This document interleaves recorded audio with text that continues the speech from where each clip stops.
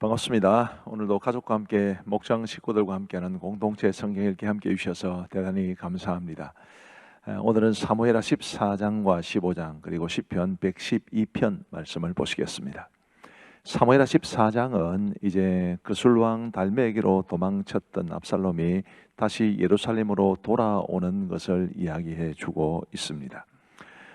이 일이 이루어지기 위해서 이제 요압의 계략이 있었는데, 이 요압이 한 여인을 통해서 이제 다윗으로 하여금 압살롬을 돌아오게 합니다. 마치 한 여인이 자기가 당한 어려운 일을 호소하는 것처럼 그렇게 다윗에게 말을 하고, 다윗이 그 여인의 부탁을 이제 들어주는데, 그 여인이 그러면 내 부탁은 들어주면서 왜 다윗 왕께서 압살롬을 돌아오게 하지 않습니까? 뭐 이런 투로 이제 이야기를 하게 된 것입니다.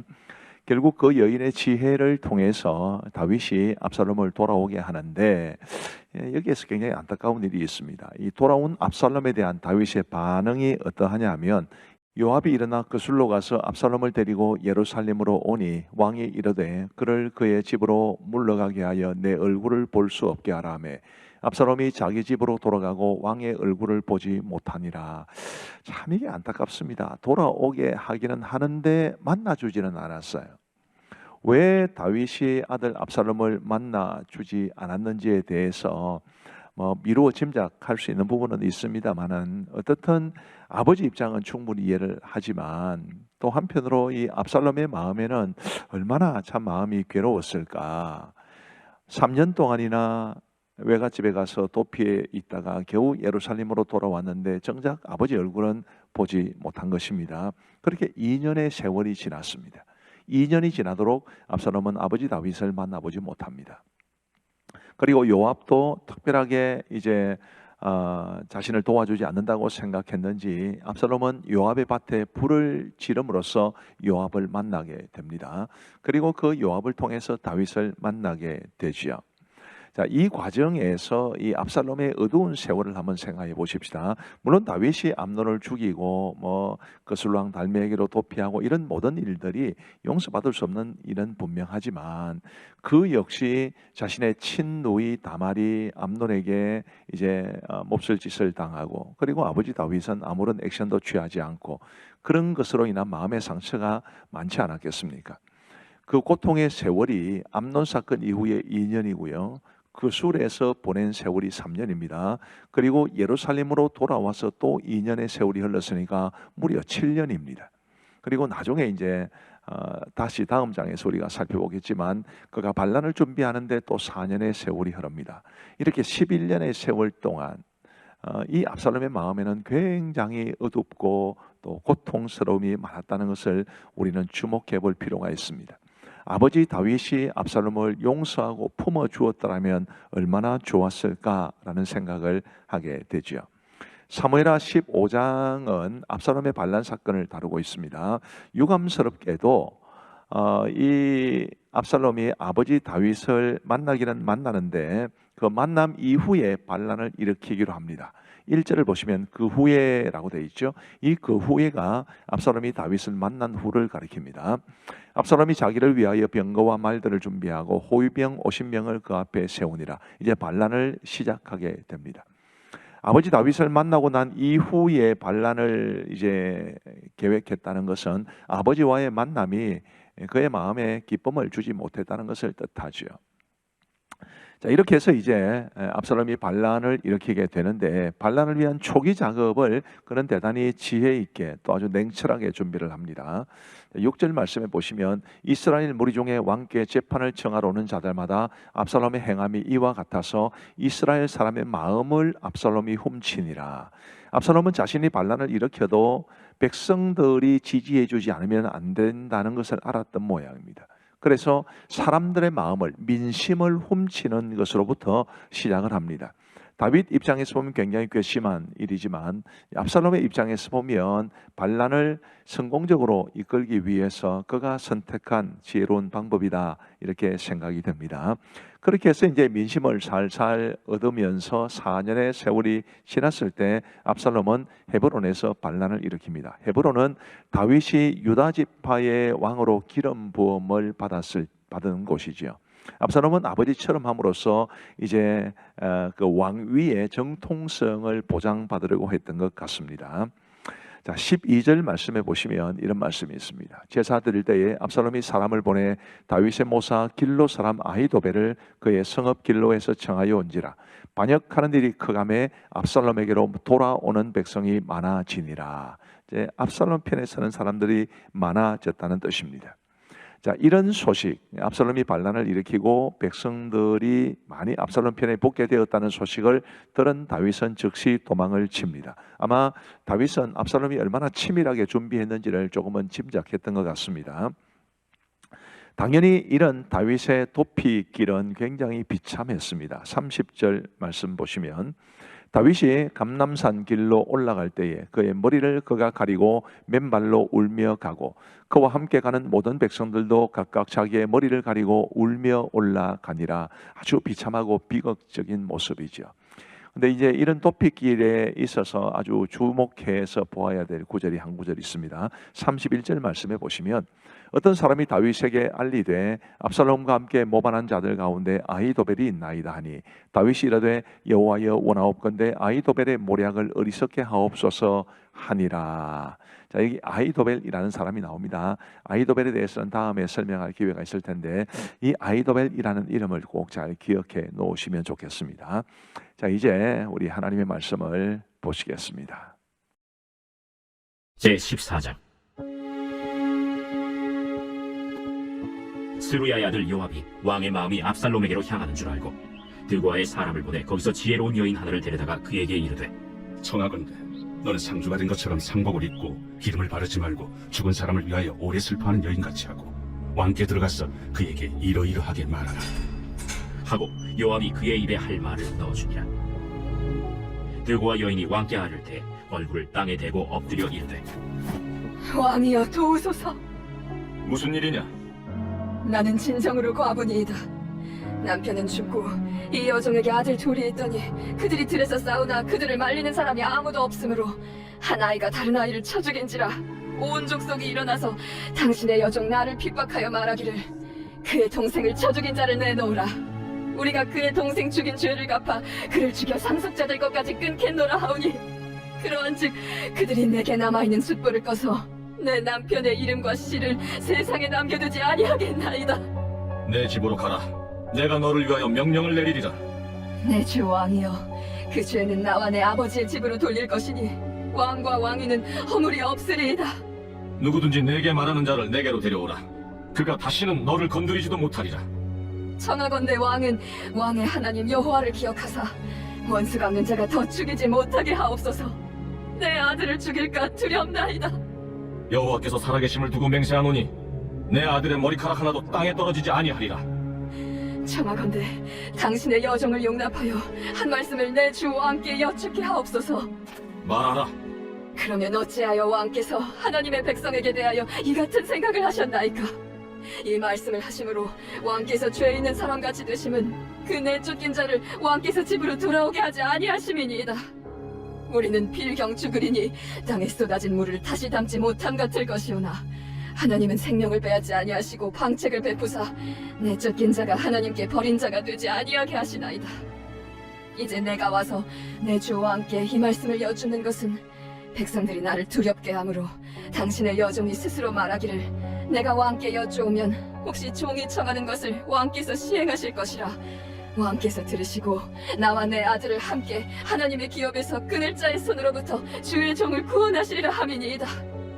당신의 여종이 또 스스로 말하기를 내 주 왕의 말씀이 나의 위로가 되기를 원한다 하였사오니 이는 내 주 왕께서 하나님의 사자같이 선과 악을 분간하심이니이다.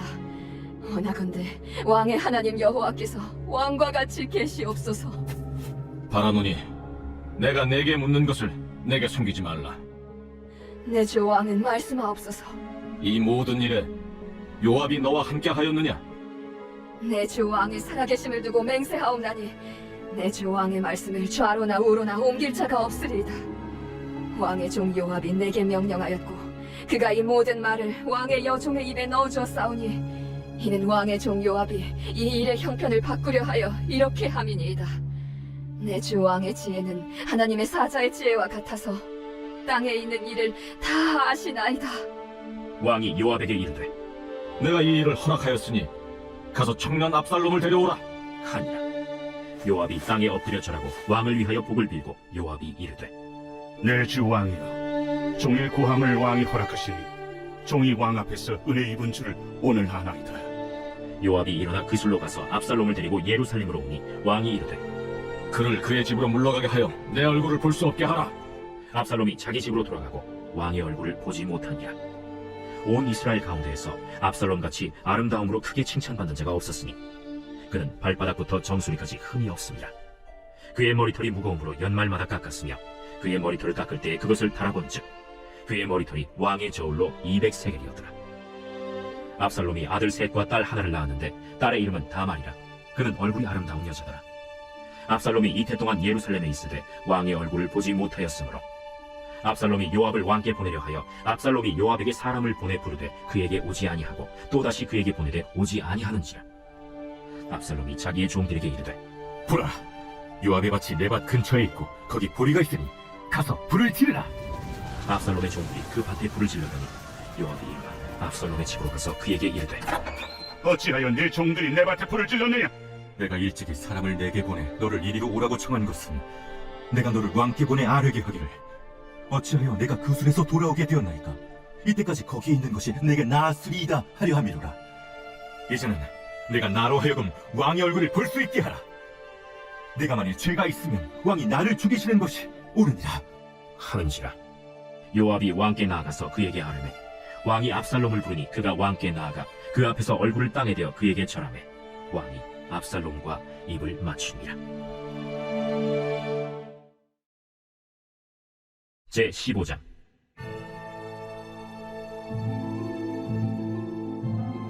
그 후에 압살롬이 자기를 위하여 병거와 말들을 준비하고 호위병 50명을 그 앞에 세우니라. 압살롬이 일찍이 일어나 성문 길 곁에 서서 어떤 사람이든지 송사가 있어 왕에게 재판을 청하러 올 때 그 사람을 불러 이르되 너는 어느 성읍 사람이냐? 종은 이스라엘 아무 지파에 속하였나이다. 압살롬이 그에게 이르기를 보라, 매일이 옳고 바르다마는 내 송사를 들을 사람을 왕께서 세우지 아니하셨다. 내가 이 땅에서 재판관이 되고 누구든지 송사나 재판할 일이 있어 내게로 오는 자에게 내가 정의 베풀기를 원하노라. 하고 사람이 가까이 와서 그에게 절하려 하면 압살롬이 손을 펴서 그 사람을 붙들고 그에게 입을 맞추니 이스라엘 무리 중에 왕께 재판을 청하러 오는 자들마다 압살롬의 행함이 이와 같아서 이스라엘 사람의 마음을 압살롬이 훔치니라.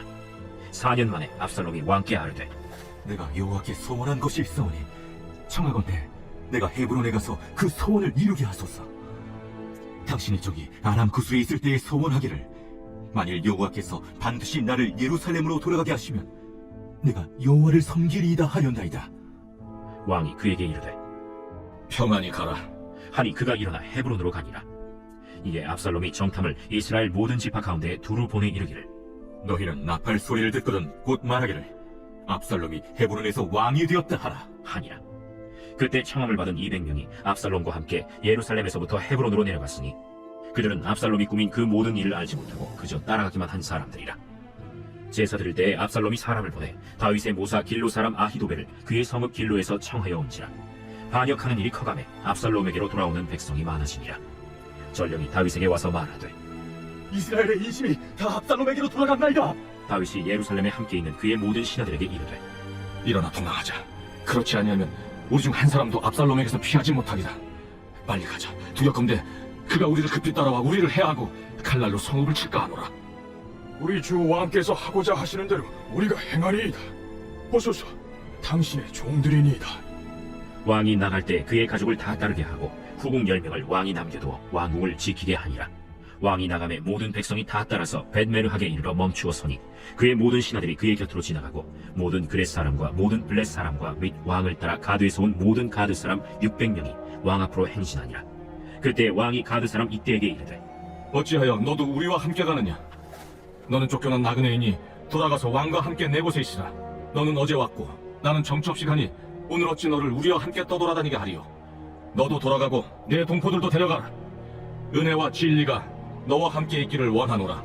이때가 왕께 대답하여 이르되 여호와의 살아계심과 내 주 왕의 살아계심으로 맹세하옵나니 진실로 내 주 왕께서 어느 곳에 계시든지 사나 죽으나 종도 그곳에 있겠나이다. 앞서 건너가라. 하매 가드 사람 이때와 그의 수행자들과 그와 함께한 아이들이 다 건너가고 온 땅 사람이 큰 소리로 울며 모든 백성이 앞서 건너가매 왕도 기드론 시내를 건너가니 건너간 모든 백성이 광야 길로 향하니라. 보라, 사독과 그와 함께한 모든 레위 사람도 하나님의 언약궤를 메어다가 하나님의 궤를 내려놓고 아비아달도 올라와서 모든 백성이 성에서 나오기를 기다리도다. 왕이 사독에게 이르되 보라, 하나님의 궤를 성읍으로 도로 메어 가라. 만일 내가 여호와 앞에서 은혜를 입으면 도로 나를 인도하사 내게 그 궤와 그 계신들을 보이시리라. 그러나 그가 이와 같이 말씀하시기를 내가 너를 기뻐하지 아니한다 하시면 종이 여기 있사오니 선히 여기시는 대로 내게 행하시옵소서 하리라. 내가 선견자가 아니냐? 너는 너희의 두 아들 곧 내 아들 아히마아스와 아비아달의 아들 요나단을 데리고 평안히 성읍으로 돌아가라. 너희에게서 내게 알리는 소식이 올 때까지 내가 광야 나루토에서 기다리리라. 사독과 아비아달이 하나님의 궤를 예루살렘으로 도로 메어다 놓고 거기 머물러 있으니라. 다윗이 감람산 길로 올라갈 때 그의 머리를 그가 가리고 맨발로 울며 가고 그와 함께 가는 모든 백성들도 각각 자기의 머리를 가리고 울며 올라가니라. 어떤 사람이 다윗에게 알리되 압살롬과 함께 모반한 자들 가운데 아히도벨이 있나이다. 여호와여, 원하옵건대 아히도벨의 모략을 어리석게 하옵소서. 다윗이 하나님을 경배하는 마루턱에 이를 때 아렉 사람 후세가 옷을 찢고 흙을 머리에 덮어쓰고 다윗을 맞으러 온지라. 다윗이 그에게 이르되 내가 만일 나와 함께 나아가면 내게 누를 끼치리라. 그러나 내가 만일 성읍으로 돌아가서 압살롬에게 말하기를 왕이여, 내가 왕의 종이니이다. 전에는 내가 왕의 아버지의 종이었더니 이제는 내가 왕의 종이니이다 하면 내가 나를 위하여 아히도벨의 모략을 패하게 하리라. 사독과 아비아달 두 제사장이 너와 함께 거기 있지 아니하냐? 내가 왕의 궁중에서 무엇을 듣든지 사독과 아비아달 두 제사장에게 알리라. 그들의 두 아들 곧 사독의 아히마아스와 아비아달의 요나단이 그들과 함께 거기 있나니 너희가 듣는 모든 것을 그들 편에 내게 소식을 알릴지니라. 하는지라. 다윗의 친구 후세가 곧 성읍으로 들어가고 압살롬도 예루살렘으로 들어갔더라.